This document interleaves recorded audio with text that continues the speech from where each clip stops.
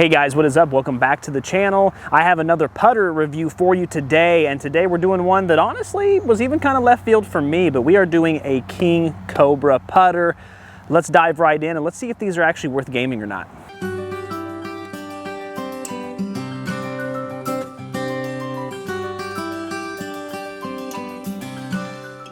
So I'm a guy that's always liked Cobra. A few years ago I had their F9 driver and I loved it. I love the yellow and black. Cobra's definitely not afraid to be more young and innovative and have really cool, designs that are loud. Ricky Fowler's been with them for a long time, and they kind of vibe off the whole Puma thing. You know what I mean? The orange that Ricky Fowler had, there's all these limited editions they do for their drivers, red, white, and blue, etc., things like that. And so when I found out they were coming out with putters, I was pretty excited. Now I think they've always had putters in the past, but with these, it's kind of a rebrand. It's something new, and one of the biggest things is that they actually have come out with a 3D printed model. That's one of the big things you'll see during the headlines.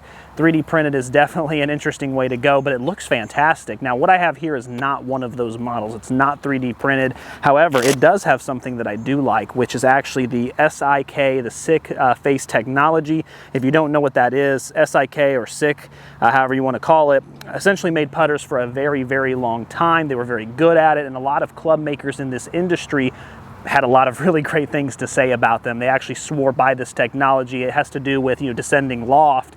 It's patented technology, but SIK or SIK, however you want to pronounce it, does not make putters on their own anymore. They were bought out by LA Golf from what I understand. So Cobra is using that technology now in their putters, and I think this is a really, really good collaboration. I think there's some potential here for sure.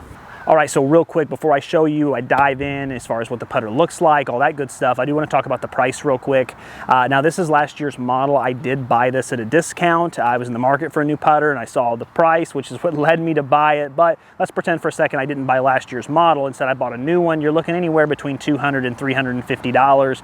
Depending on which model you can get one of the more inexpensive models, or you can also get one of their 3D printed ones, which can go up to, I think, $350. Now, to me, that's expensive. But it's kind of relative, right? Because if you're someone who owns a Scotty Cameron, or you get a lab putter or whatever, some of these putters now go up to $450, $500, $600. On this channel, we're about value, so most of the time you probably won't see a lot of those, to be honest with you. And so with that being said, I got this one. This is last year's model at $150, which that's a steal. I'll be honest with you. That type of price point is a steal for a club like this. But at $250, again, it's relative price. It's in that medium range. I wouldn't call it a great value, but I wouldn't call it overpriced either. There's a lot of technology, like I said, with the SIK, face and things like that.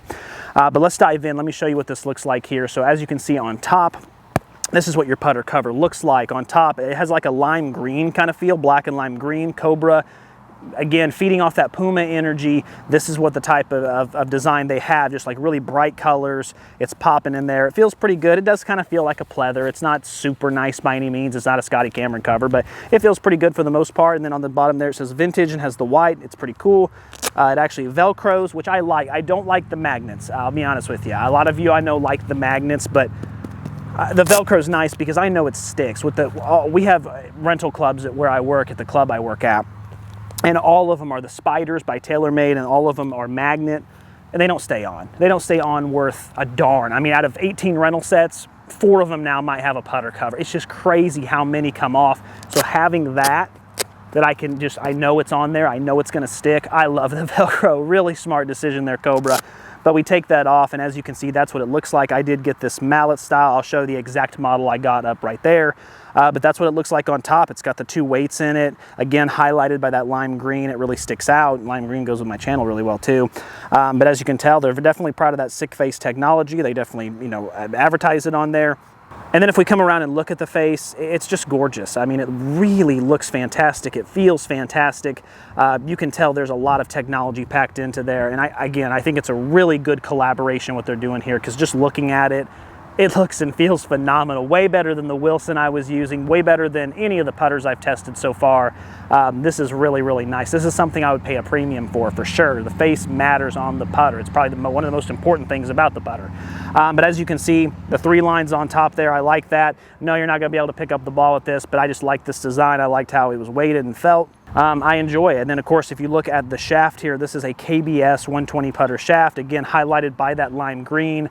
You can tell that there are some really good details in here. I mean, they use a KBS shaft, they use the SIK face, and another thing, the grip, which we haven't even gotten to. This is standard. This is what it came with, was a Super Stroke, again highlighted by the green. It has a Cobra C on top, so this is another collaboration they did. The Super Stroke Tour 2.0, that's already a great grip. I didn't have to get this re-gripped. Every other putter I've had, I've always had to get them re-gripped, 30, 40 bucks right out of the gate. Not here. So I spent 150 bucks on this last year's model. I don't have to re-grip it. The grips were 30. It's really like I only paid 120. So really enjoy that about it. But yeah, it looks fantastic. I love how it looks professional. You know what I mean? It looks like someone really put a lot of care and thought into this club. So it passes that. Let's go ahead and hit a couple balls with it. Let's just make sure that it passes the feel. As long as it passes the feel, it's worth having. And if you're someone who's thinking about getting a club like this, it might well be worth it. All right, I know I'm off camera here, but I did want to, I'm going to putt to this hole that you can see toward the bottom of the camera here. One thing I'm going to do is I actually have 5 different golf balls. They're all different brands. They're all different makes. They're all from different years. And what I'm really going to do here is I'm going to see how the feel is based on each of these golf balls. So let's just take a feel here and see if now a lot of the time with mallet putters, you can't tell the difference because they're so heavy, they're so weighted, everything comes off really soft. So you can't really tell that feel. So let's see if that's the case here. My first thoughts, yeah, definitely a dead sound, dead feeling. Get in there. Yeah, I mean, same thing there. Another good putt, actually, not too bad. That was a Chrome Tour X. That's the golf ball I'm currently testing. That one we know is a lot firmer, but there's no click there. It really has a subdued sound. It has a subdued feel. That's how a lot of mallet putters are. So if you're not someone who likes that, it's going to be a turnoff. Yeah, again, that was awful. That was a nitro ball. I don't even know why I hit that. But really dead feel, really bad. There we go. Oh, that felt kind of nice. That was crisp. Little mojo, Nike mojo there. This last one I have here, actually this is another nitro. This is hilarious. I use them as yard balls because they're not even really worth that, but yeah, not a good roll. Yeah, so the nitro balls are irrelevant. Let me grab another one real quick. This is a Titleist Pro V1X. This is an older model one. Let me just hit this one real quick, get another feel. Yeah, that's what I figured. I mean, that's what I thought.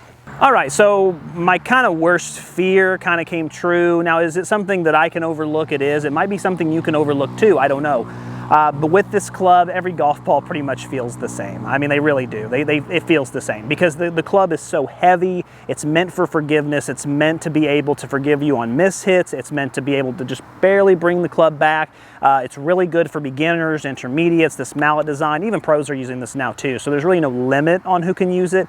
But a lot of people want that forgiveness in there. You know, you see a lot of pros using the Spider and everything. Those are mallets as well.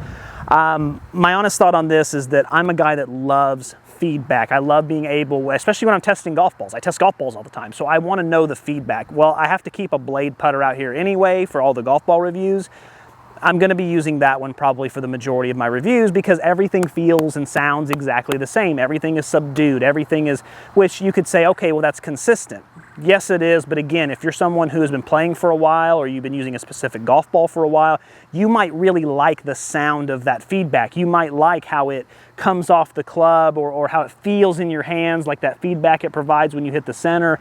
That's just not the case here. This is just going to be pretty plain Jane. Now, that's probably the intended design. So if you're someone who can deal with that, I honestly recommend these putters. This is fantastic. I love how it performs. I love what it does. I love how it looks. I think Cobra has done a phenomenal job of dipping their toes into this competitive market for putters. I never normally would have seen myself with a Cobra putter.